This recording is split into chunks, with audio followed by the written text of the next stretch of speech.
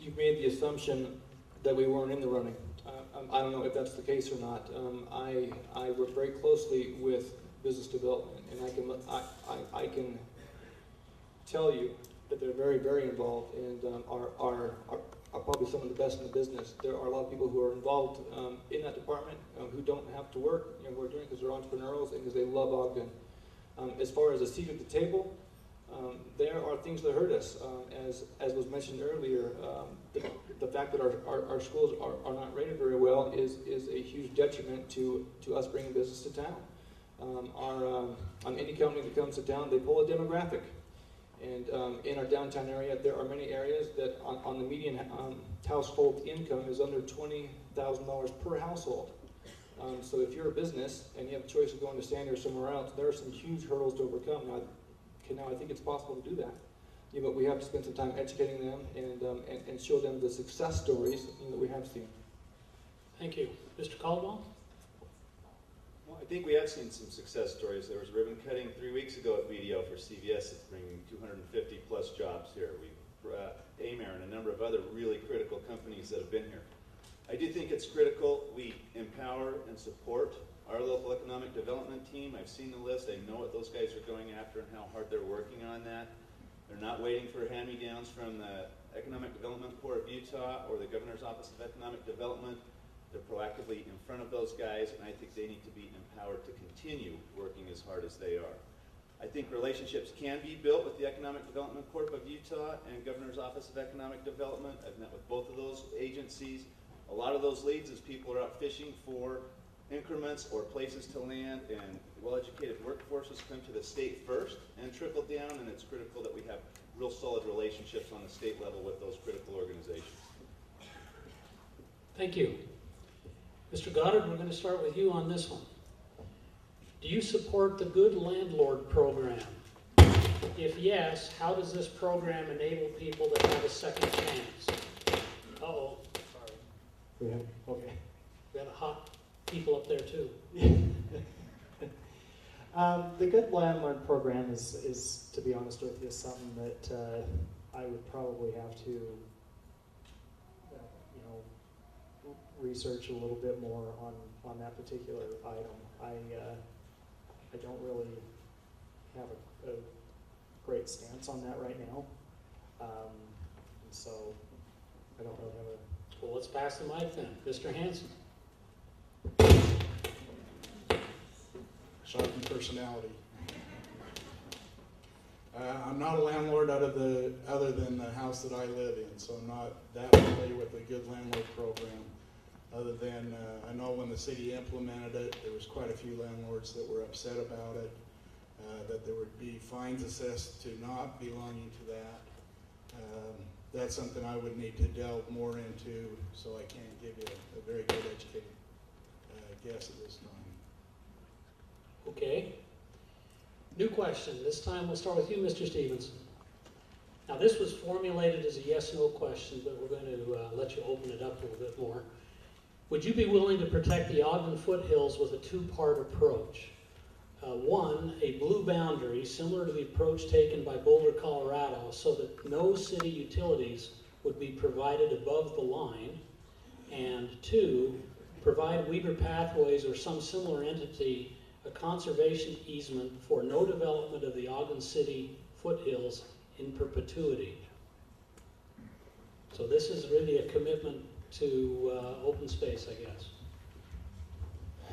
Well, I do believe that there is a place on our mountain that we shouldn't build above. In terms of making a commitment to Blue Line area, yeah, I think that we could develop and identify where that area is, and in fact, in certain council discussions, we've talked about that.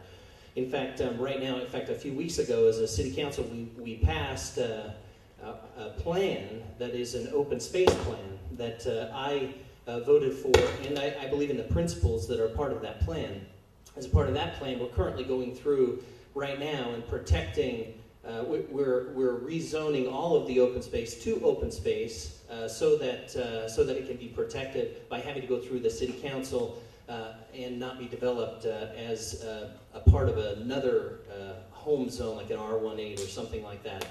And I do believe that it is important that we tackle the issue of managing our open space, and it is very, very important, I think, to the livability in Ogden and to the businesses who are coming in as well. And Mr. Thompson, would you please respond to that one as well? More than before. Please. Generally, I would say I agree with that concept overall. The perpetuity part, I'm not sure if I would agree to.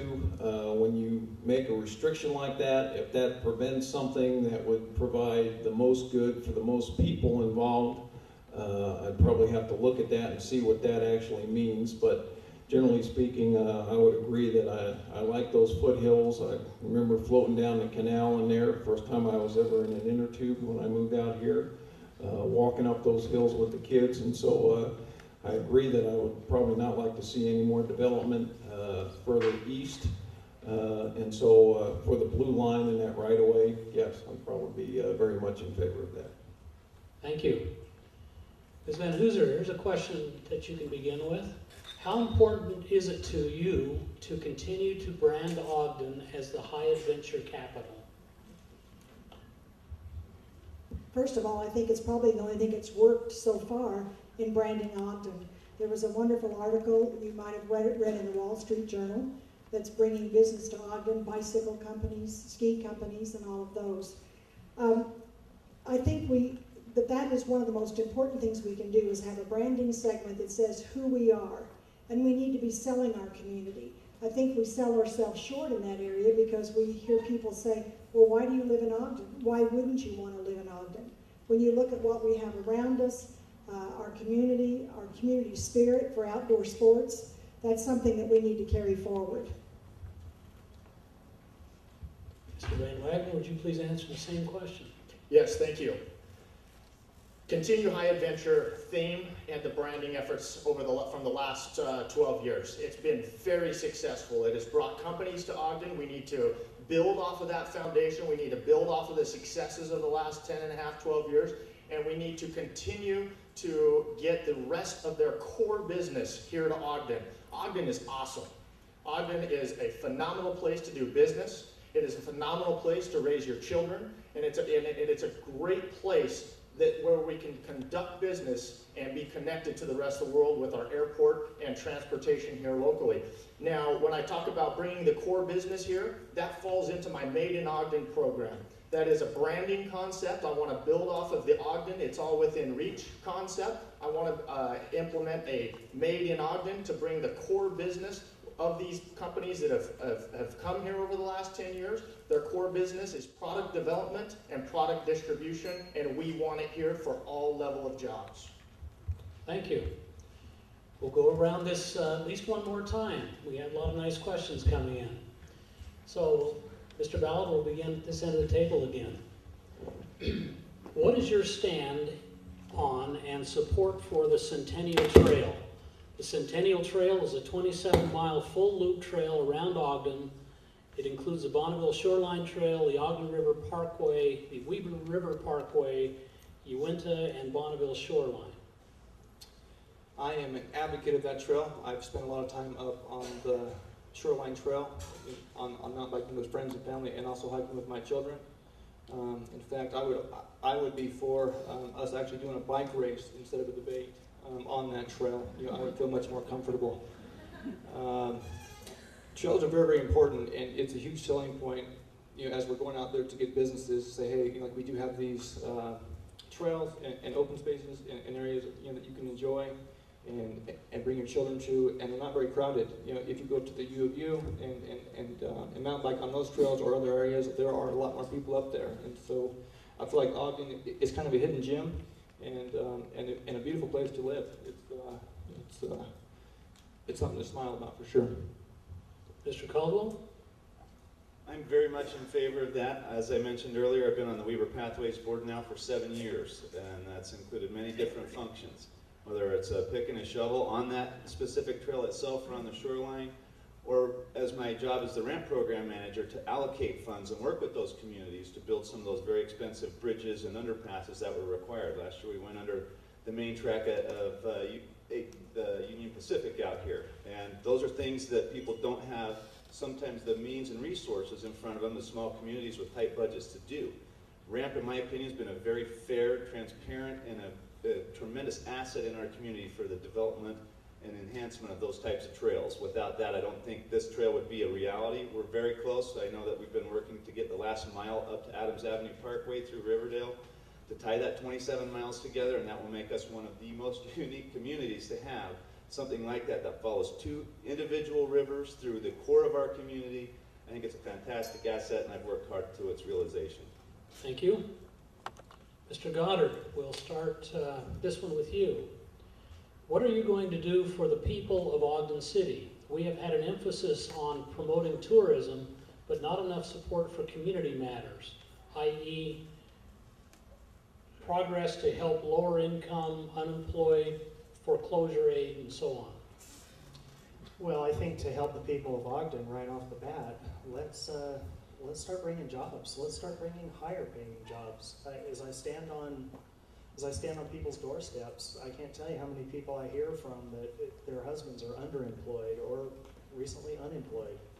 And my biggest priority is let's start bringing some better jobs to Ogden. Mr. Hanson? Electric, Mr. Hanson? Here we are. I think one of the greatest things that we can do for the citizens of Ogden is rebuild downtown Ogden on Washington Boulevard from 28th Street down to 20th Street. When we built the High Adventure Center, there was about $21.5 million that went into that center. And if we'd taken that and divided it out amongst the 50 storefronts along Washington Boulevard, we could have given each one of those storefronts about $400,000 to revitalize the downtown Ogden area. And by doing that, we would have then gained more employment for those people that are out of employment. So I would be very much in looking at our RDA funds to be able to do that for the downtown Ogden area. Thank you. Mr. Stevenson, what is working or not working with the Home Sweet Home program?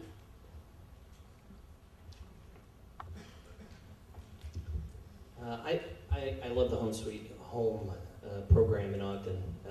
One of the things that we do with the Home Sweet Home Ogden is basically within a specific area of the city, all of the HUD foreclosed homes, they sell to Ogden City for $1.